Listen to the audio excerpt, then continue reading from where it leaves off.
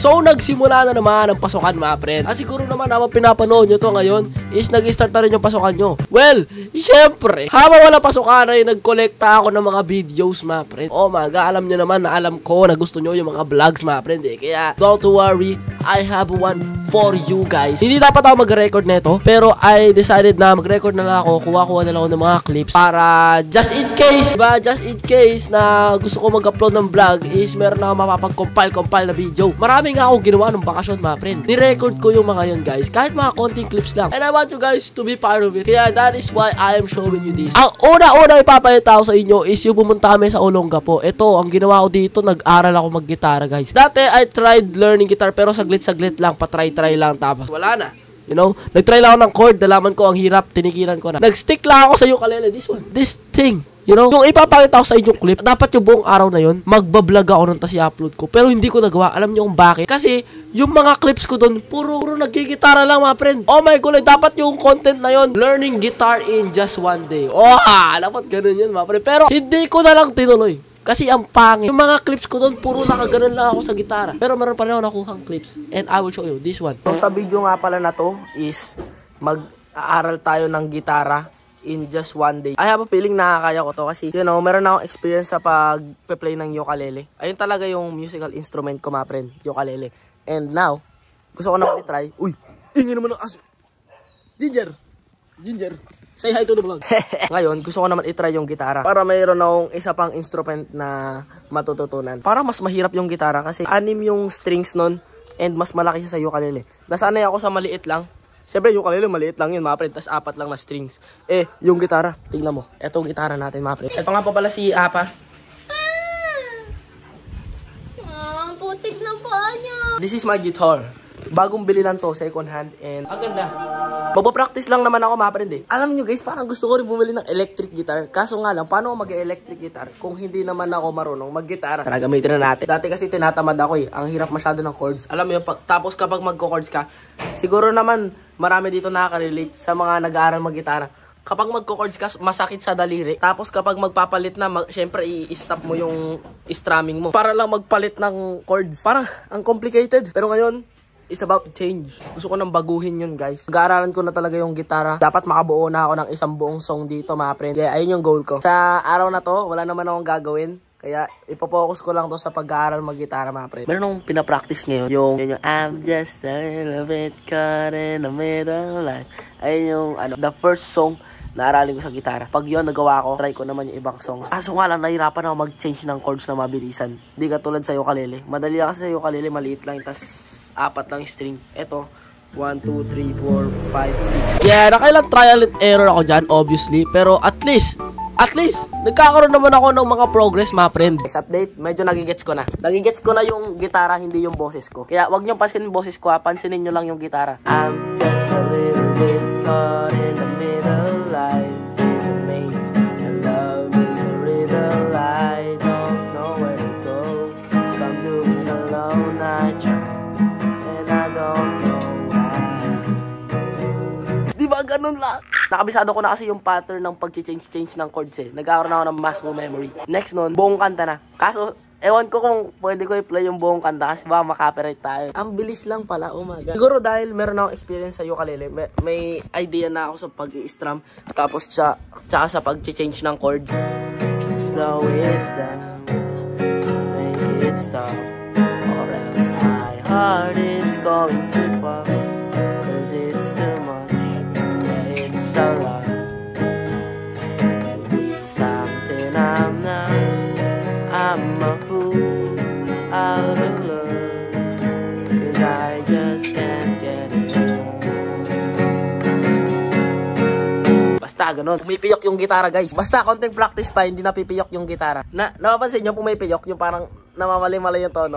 Hindi nga ako yung pumiyok, yung gitara naman pumiyok. Tantaka kayo, bakit ganito yung background ko? Wala kasi ako sa bahay. Ngayon, nasa Olongapo kami ngayon, mga pre. Sige nga, hulaan nyo kung saan kami sa Olongapo ngayon. Aayusin namin yung bahay namin dito. That is why nagbakasyon kami dito, guys. Ako po, ang sakit na talaga. Hindi na ako makapag-play ng matagal. Awit, ang sakit. Super.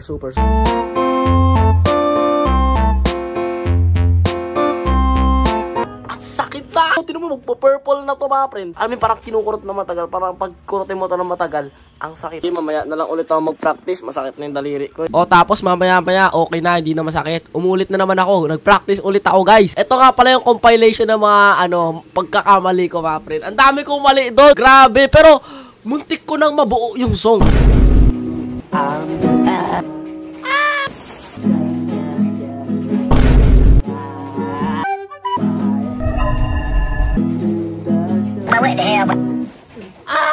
Nawawali pa rin. Nakukuha ko na eh. Konti na lang eh. Konti na lang. Wait.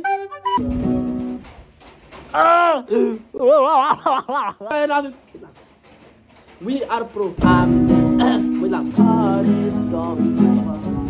Ang sakit na ng daliri ko. Kung nakikita nyo lang yan, ang sakit niyan. Parang may pa-marks na siyang ganun. You see that face? Yan. You see that face?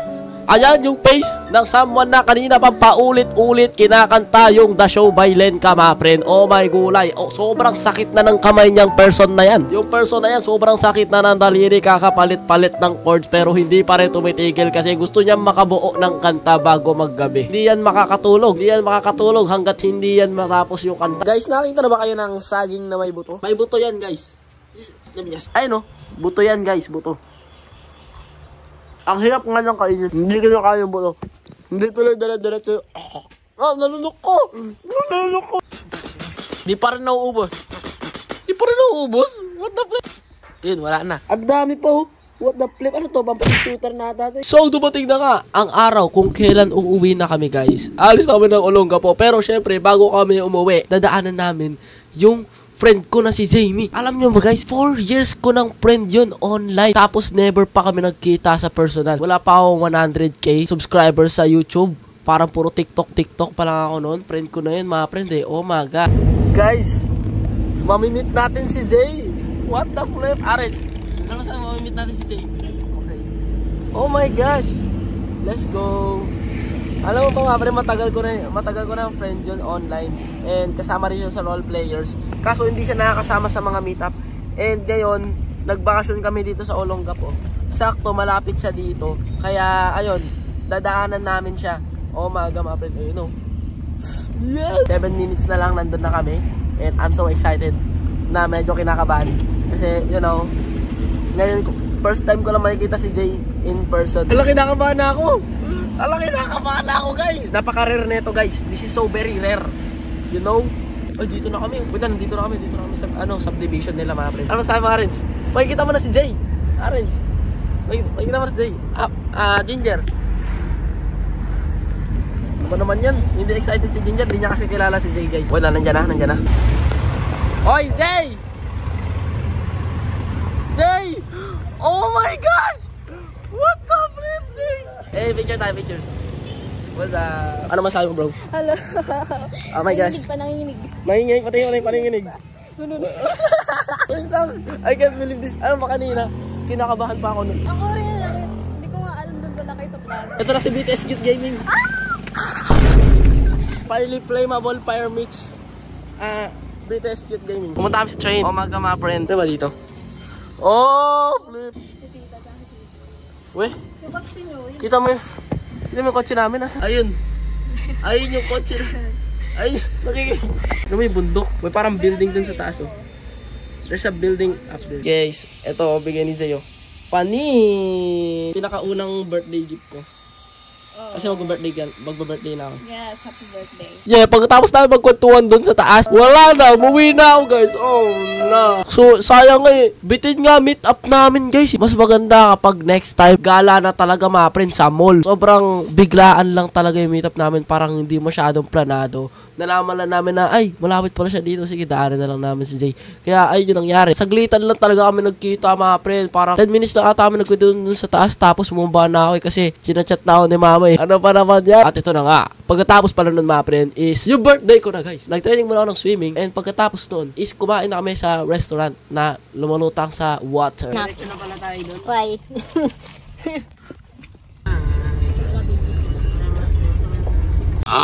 Ito na guys. I cannot believe it. Happy birthday. Mag-birthday na mukhang itlog. Yes. ganito. Arins. Ano masabi mo, Arins? Gutom na ako. Ano gagawin mo mamaya pag-uwi? Maglalaro.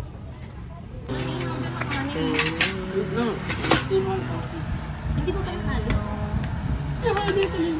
Ayan, kalamares. Try natin yan. Dahil nanood ka ng Squid Game, yan yung pagkain mo. Guys, dapat ito yung pinakain nila sa mga players sa Squid Game eh. You know? Pagkatapos doon, sinamahan namin sila mama na bumili. Yeah, basta marami silang binili mga pre na. Sumama lang kami ni Aaron. Guys, what is this? Bakit yung dinosaurs nagkikis? Ano? Ang sweat? Asa, tignan mo yung dinosaur. Look at the dinosaur. Look at this. Look at that. Tignan mo. What the flip? What the flip? Guys, Okay, no, space. oh, namimili kami ngayon ng bag. O, Aris, ano napili mo? Ha? Alam mo? Ano na? Ay, no? Wow, cars! Sa kanin. Wow, may galing, may cars. Yeah. Akala ko gusto mo si Barbie. Ha? Ayaw mo Barbie. Ano? Ayaw mo ito. Ayun o. Kasi dyan yung mga books ko. Pang laptop lata to eh. Ano maganda ganito? Ito pa rin talaga. Oo, ayan talaga. Akin yan eh. Ayun yung sa akin eh. Ha? Akin yan eh. Sa akin yan eh. Kasi color red. Ay, Aaron, look at that. Ayun na lang pili mo. Unicorn. Yan lang. What a nice. It's a unicorn. Hindi, mas gusto ko. Ito. You want Tigre. Tigre? Tigre. Ito, dino. Ay, ito orange. Ito. Oh, ayan oh. Favorite color mo. Ayoko. Favorite Mas color gusto mo ko yan. yung tigre. Orange, sayo mo nito, orange. Ha? Bakit? Ayaw mo nito? Ano? Okay. What the? Ano yan? Ano yan? Ano yan? Ba't may ganun? Aris, may joke ako. Ano? Alam mo kung paano binibuild nila yung igloo nang hindi nasisira. Bakit? Igloo mo.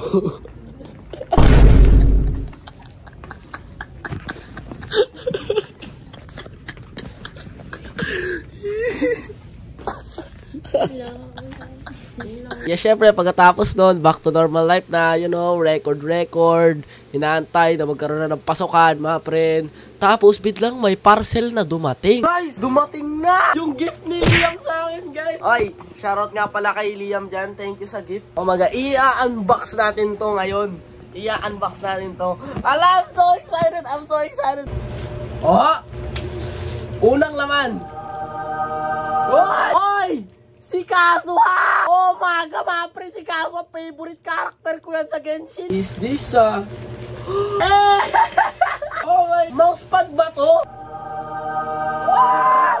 Thank you, Leah! Gusto ko muna makita ko ano yung ginawa nito. Scroll na to. I wanna see. It's the Kazuha! I love it so much. Liam, thank you so much. Thank you po. Thank you so much for the Kazuhagi. Ito na to, di ba sa wall na to nakalagay dito yung painting? Diba? Tinanggal ko na. Kasi mas maganda siya na siya tignan pag nakaganyan, no. Diba? Ano ba, ine-edit ko na ngayon yung yung video ko, mga friend. Nag-edit ako ngayon tapos biglang dumating yung binigay ni Liam. Record na ako niyan, nakaganyan ako. Kita si Kaso sa likod do. Oh, flip. Ang aga. Pala dyan sa friend ko, si Mary, binigyan niya ako ng fruit sa Grow a Garden. Diba yung shekels ko dati, mga sa 1.4 trillion. Ngayon, nung binigyan niya ako ng fruit, look at this. Wait lang. Ayun na yung shekels ko ngayon. 6.3 billion. Wow! Panis! Ito yung dati kong box pa. Diba ang donges? What the flip is that? Oh! Ang donges! And now, ito na yung bago. Tino mo, gando. Linis tignan, no? What the flip? Kala mo brand new. Kasi hindi ko na nalinis to. Ang dami ng pinagdaanan nito, mga friend. Yung ina-edit ko ngayon, Pinay-Relapse Tower. Eh di habang nag-edit ako niyan, nakikita ko si Kadiara Kaso. What the flip? Kita ko na si Kadiara Kaso. Di ba mo-motivate ako mag-edit niyan? Umaga, mga friend. At eto na nga, dumating na ang araw ng pasukan. Umaga, mga friend. So, suotin ko na ulit ang aking uniform, ang aking ID, at syempre ang aking necktie. Oh man, makikita ko na naman ang mga mukha ng mga classmate ko. Let's go, first day of school. Umaga, mga friend. Wala na, say goodbye to my hikaw. Wala na, hindi na pwede yan. Hindi na pwede isuot yan kasi Bawal yan sa school, guys. Kasi parang nakakatamad naman yun. Tatanggalin ko, tapos pag-uwi ko, ibabalik ko naman. Pero okay lang yan. Basta wag lang magsara to. Ayoko magsara yan. Yan, sakit-sakit magpabutas. Ang gagawin ko ngayon this school year, mag-aaral na tayo ng mabuti, guys. Pati ka ba nag-aaral ng mabuti? Hindi, nag-aaral naman ng mabuti, pero kulang pa yun. Mas gagalingan ko pa ngayon, mga pre. Mga pa rin ang itlog. Wala na. Wala na, men. Ito naman yung kabila naman. Oh, say goodbye. Ang tagal kong suot to, mga friend, eh. Wala na siya. Goodbye, ikaw. Oh, man. Okay, madali na lang siya ibalik, guys. Dati kasi pag tinatanggal ko to, tapos ibabalik ko, para akong nahihimatay. Alam mo yun, masakit pa rin siya eh. Parang natatakot akong ibalik, tapos dumudugo. Eh, takot pa naman ako sa dugo. Pag nakita ko ng dugo, para ako na, nahihimatay. Parang yung pandinig ko, parang, gumagano yung pandinig ko, tapos yung paligid parang nawawalan ng colors. O sige, ngayon, wala na akong ikaw. Tatabi ko na to. Oras na to. Ano to? First day, late. Alam mo ba naman yung oras? 7, start na ng school. Pero okay lang yan. Say hi. Hey! Uwian na namin, guys. Oh my God, ito ka pala ang classmate ko. Okay lang, masama. Okay lang ito yan. First day of school. Pumasok ng fresh, umuwi. Ano naman sabi mo? Wala lang naman sabi. Nakaantok ako po. Sabi na ako bukas. Akala ko wala tayong bagong classmate eh. Pero kami bagong classmate. So doon na nga nagtatapos ang video na ito, mga friend. At sana naman is nag-enjoy kayo.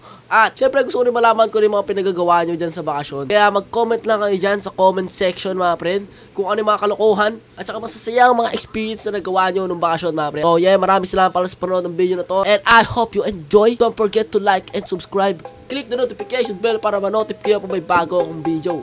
Yun lang, maraming salamat sa panonood. Bye-bye. My name is Selim Mash. I don't go outside to play. Lagi akong nasa room almost every day.